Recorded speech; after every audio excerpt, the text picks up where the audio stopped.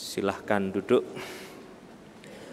Ibu bapak, saudari-saudara, rekan-rekan, anak-anak muda sekalian, kenaikan Yesus ke surga itu merupakan hal yang kita rayakan tiap tahun, merupakan persiapan dari kenaikannya menuju ke hari penting berikutnya, 10 hari ke depan, Pentakosta.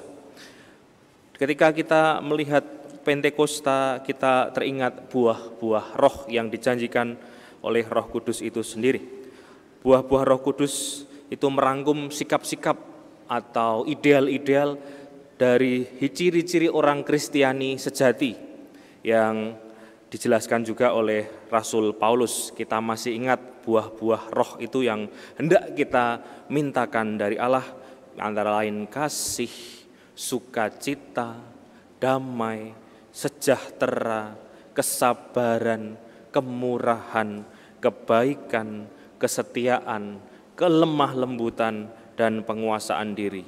Juga masih ada ciri-ciri yang lain. Mencari buah-buah roh itu diupayakan dalam hidup yang nyata.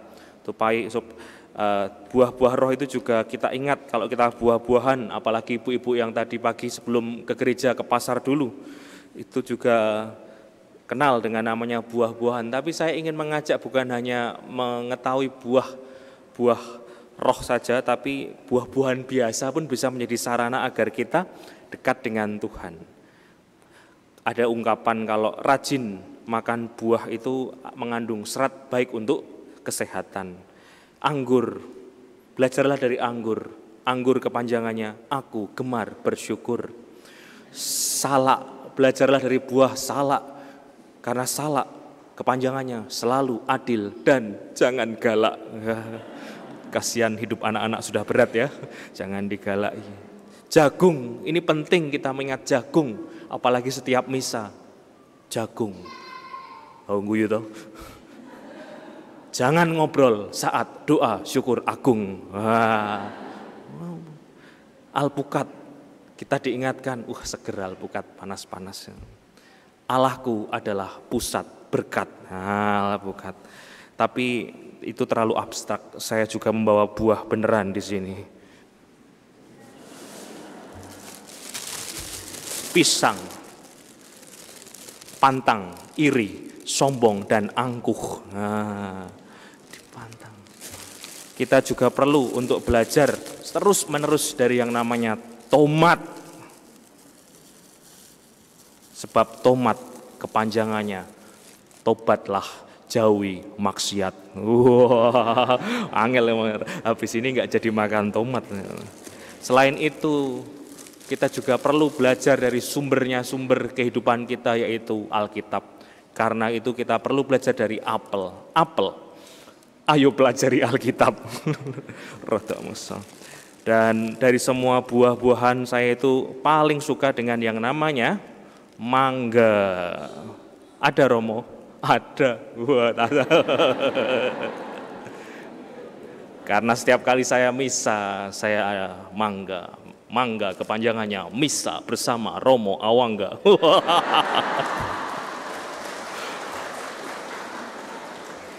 Iki kudu tak tes iki apa lora iki mau saya bagikan buahnya saja.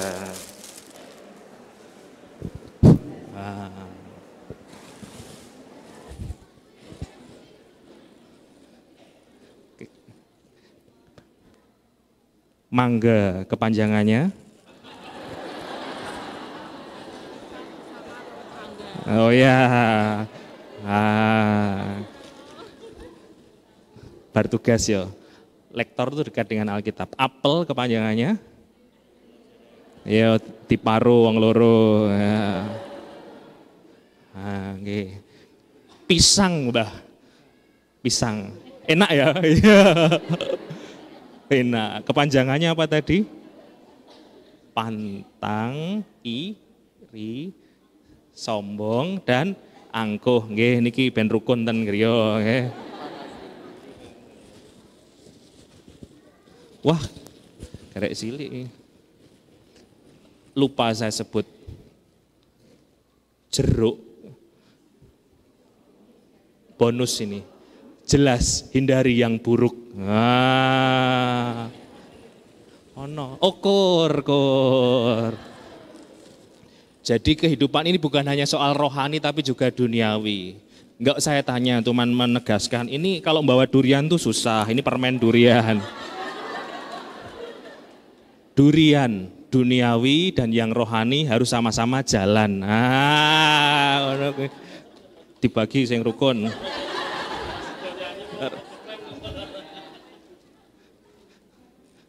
Garek siji gitu. Gue nyambel. Tomat. Apa? Kepanjangannya tadi. Tomat. Tobat, hindari. Apa? Iya, pintar. Yes. Habis tinggal kreseknya ya. Ngopo?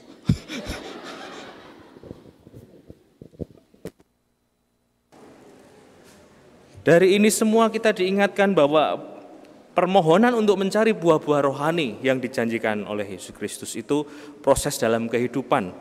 Pada umumnya orang ketika kita mengingat kata tadi kan kenaikan Isa Al-Masih, kenaikan Yesus Kristus, kita juga ingat peristiwa datangnya Roh Kudus itu nanti, tapi sebelumnya ini ada hari ini peristiwa kenaikan. Kita suka dengan yang namanya kenaikan, kenaikan pangkat, kenaikan gaji, ya bisa untuk healing, kenaikan kelas, kenaikan status dari karyawan kontrak ke tetap misalkan, kenaikan dari frater jadi romo, dari romo jadi uskup misalkan. Kenaikan adalah kerinduan kita yang hakiki dan khususnya bagi kaum jomblo, kenaikan status dari jomblo, kemudian yang paling penting naik ke pelaminan. Tapi juga ada kenaikan yang tidak disukai oleh keluarga, khususnya emak-emak, kenaikan tarif dasar listrik, kenaikan harga paket data, kenaikan biaya SPP anak, kenaikan BBM untuk bapak-bapak dan seterusnya, kenaikan harga sayur, minyak, sembako. Kenaikan, ketika kita merenungkan kenaikan Tuhan, kita sebenarnya tidak ada yang sangat-sangat wow, keren. Kenapa? Karena memang seharusnya demikian. Kediaman Kristus adalah ya memang di surga. Jadi sebenarnya ini peristiwa yang lumrah dari sisi Yesus karena memang rumahnya di sana. Tetapi dari sisi kita menarik karena proses atau jalan menuju ke sana itu bukan serta-merta langsung naik jebret, bye-bye gitu. Tetapi ada ungkapan di ayat-ayat sebelumnya, Mesias harus menderita dan bangkit dari antara orang mati pada hari yang ketiga. Alurnya jelas, tidak ada kemuliaan, tidak ada kenaikan tanpa didahului dengan sengsara dan wafat. Ini kritik keras bagi kita yang suka mendewakan, buru-buru mencari hasil, kurang mau menghargai proses, ingin cepat-cepat mendapat penghormatan dan kenaikan, tapi tidak mau bertekun yang namanya proses itu tadi. Kenaikan itu penting atau tidak? Sangat penting. Bahkan ini ditetapkan sebagai hari libur nasional juga. Kenaikan dari sisi riwayat hidup Yesus memang hanya 33 tahun berkarya atau hidup berada di Galilea sekitarnya. Akan tetapi dengan kenaikan dia menjanjikan sesuatu yang sangat penting. Dikatakan, ketahuilah aku menyertai kamu senantiasa sampai akhir zaman. Jadi Yesus Kristus tidak hanya dimengerti sebagai pribadi yang menyejarah, ada, hidup, tinggal bersama-sama dengan para rasulnya, para umatnya, tetapi juga mencintai seluruh dunia dengan cara yang berbeda. Hal yang saya ingat adalah ketika saya pertama kali dulu pindah dari SMP ke SMA, saya tidak tinggal bersama bapak ibu saya, karena saya tinggal dengan kakek nenek saya. Saya aslinya anak ibu, anak mami, mbok-mboken. Dan rasanya takut tambah dewasa, karena serba nyaman di rumah, segala sesuatu bisa, tetapi harus dilatih mandiri. Memang ya ketika mengalami itu tantangannya pun jadi baru, tapi saya belajar sesuatu yang baru, bahwa saya dilatih untuk tambah kendel, berani menghadapi segala sesuatunya mandiri, tanpa harus berlindung di balik label orang tua saya. Sebagai anak remaja dilatih jangan cengeng, kudu siap. Dan itu saya ingat betul, itulah yang membuat menjadi pilar-pilar kekuatan kita. Anda yang mengalami pernah tinggal di luar, merantau dan seterusnya, tentu mengalami itu. Dan bukan berarti ketika kenaikan Yesus lepas tanggung jawab kepada umatnya, kepada muridnya. Seperti, hai gue sudah naik, lo gue gitu. Enggak gitu konsepnya Mas Bro. Tetapi ia memberikan janji itu Roh Kudusnya. Inilah janji terbesar Yesus Kristus kepada umatnya selain kebangkitannya, yaitu ia menjanjikan Roh Kudus. Dan bacaan yang pertama tadi sudah dijelaskan mengenai tata cara atau bagaimana prosesnya Yesus naik ke surga. Dan di sana juga ada kekuatan roh yang hendak dijanjikan. Bacaan kedua melukiskan hal yang menarik juga, bahwa alasannya jelas. Aku memohon supaya memberi roh hikmat dan wahyu untuk mengenal Dia dengan benar. Jadi supaya ada jarak antara Yesus Kristus sendiri dengan umatnya, diberi kesempatan untuk mengenal rohnya itu lewat pengalaman hidup kita. Jadi datangnya Roh Kudus, Roh Penghibur, bukan hanya lewat ajaran saja, tapi lewat pengalaman. Dan itu mesti dimohonkan.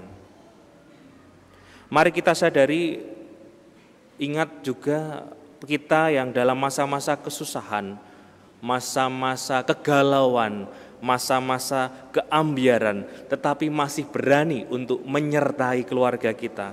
Menyertai itu ya menemani, ngampingi, mendampingi. Mari kita juga ingat sahabat kita yang mungkin sibuk, yang mungkin dalam kesulitan, tapi tetap mau menemani saat-saat susah kita, saat-saat terpuruk kita. Di situ mereka menjalankan fungsinya, ada fungsi roh penghibur juga. Inilah yang sebenarnya dijanjikan Yesus Kristus. Ia bukan hanya hadir lewat dirinya yang fisik, tetapi dalam karunia yang luas bisa menyebar ke seluruh dunia yang disebut dengan roh penghibur. Dan roh penghibur itu bekerja lewat diri kita manusia. Ini mau mengingatkan kepada kita bahwa hidup sementara di dunia ini bukan hanya orientasinya di dunia ini, tetapi orientasinya naik. Kita pun juga diajak untuk sebuah kenaikan, bukan hanya berpikir menggunakan konsep tata cara berpikir di duniawi ini yang cupet, tapi juga menggunakan perspektif yang lebih tinggi, yang lebih luas seperti Yesus yang melihat seluruh dunia, jebret, naik. Cakrawalanya lebih luas lagi. Bukan hanya kita yang diajak terus untuk melihat, mengagumi, wah ke atas melihat, tetapi kita juga diajak turun ke bawah di dalam saat-saat dan kesulitan orang, di dalam sanak keluarga kita yang membutuhkan dan seterusnya. Besok 19 Mei sampai 28 Mei ada novena Pentakosta. Di situ umat diundang untuk makin meresapkan apa arti kenaikan dan apa arti kedatangan Roh Kudus. Roh Kudus, Roh Penghibur, Parakletos dijanjikan kepada para rasul agar mereka berani bersaksi. Kata-kata yang paling penting di sini adalah menyertai, mendampingi, menemani. Kapan terakhir kali aku menemani, menyertai, mendampingi orang-orang yang sangat membutuhkanku? Tuhan, tapi aku belum sempurna, aku serba terbatas. Justru kalau tidak mengalami itu akan semakin gak ketemu. Pengalaman rohani timbul, tumbuh dan berkembang karena dimasukkan dalam hal yang konkret. Jangan-jangan kita hanya ingin menambahkan kenaikan, jangan-jangan kita ingin buru-buru mengejar karunia roh, tapi lupa untuk membersihkan jalan-jalan rohani yang menutup kita dalam kerjasama dengan roh itu. Jangan-jangan kita ingin disertai oleh Roh Kudus, tetapi kita menggunakan penutup mata kita. yang menghalangi kita berrelasi dengan Allah Bapa, pengennya ketemu Roh Kudus tetapi menutup mata dari Roh Kudus. Opo? Peteng, ora ketok. Tidak bisa melihat Roh Kudus yang hadir. Kebablasan turu iki aku. Atau kita sibuk dengan diri kita sendiri, menganggap diri kita sebagai pusat sehingga tidak bisa mendengarkan suara Roh yang hadir di sekeliling kita karena kita menggunakan sibuk pasang headset. Headset ini bagus sehingga nggak kedengaran suara di kiri kanan. Anak kecil lari-lari ribut itu juga saya nggak dengar di sini. Rapat, asik, tapi bisa membuat kita sibuk dengan diri kita sendiri mendengarkan apa yang menjadi kemauan kita. Tidak bisa mendengarkan suara Roh Allah yang bekerja lewat bacaan, lewat kehadiran sesamaku, lewat kejadian-kejadian ini, itu, dan seterusnya. Kita ingin fokus mempersembahkan diri untuk sama-sama diangkat nanti, menerima kenaikan, menerima karunia Roh, tetapi yang paling penting adalah mengenali kekuatan Roh ini yang tarik-menarik setiap hari dan bisa memilahnya. Santo Ignatius Loyola mengajarkan setiap hari ada aneka macam kekuatan Roh tarik-menarik di sini. Kuncinya adalah untuk mengenali di mana gerak roh baik, gerak roh jahat, sehingga aku ketemu sampai kepada Allah yang menyelamatkan. Semoga di hari raya kenaikan Tuhan ini kita bisa semakin fokus memandang Dia, mendengarkan Dia, sambil terus tetap berjuang di dunia yang diwarnai dengan aneka macam keributan, percekcokan, pertengkaran, ini itu, dan seterusnya. Yesus yang bangkit ke surga dan naik ke hadapan Allah membantu kita untuk memperoleh rahmat itu. Amin.